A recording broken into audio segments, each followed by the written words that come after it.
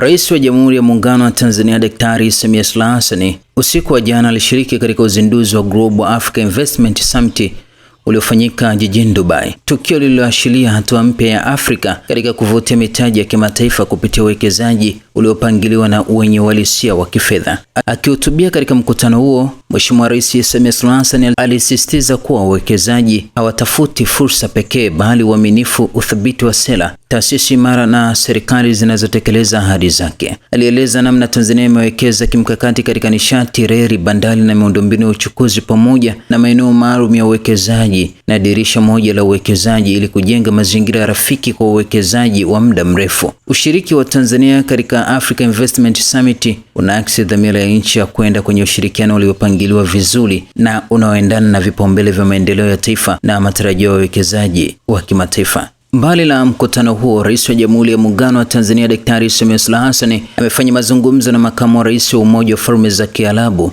Sheikh Mohammed bin Rashid Al Maktoum kando ya mkutano wa dunia jijini Dubai tarehe 4 Februari 2026. Hata hivyo, Rais wa Jamhuri ya Muungano wa Tanzania licha ya kufanya mazungumzo na kiongozi huyo amepokea zawadi ya kitabu kutoka kwa makamu wa rais wa Umoja wa Falme za Kiarabu na mtawala wa Dubai Sheikh Mohammed bin Rashid Al Maktoum mara baada ya mazungumzo kati yao kando ya mkutano wa dunia.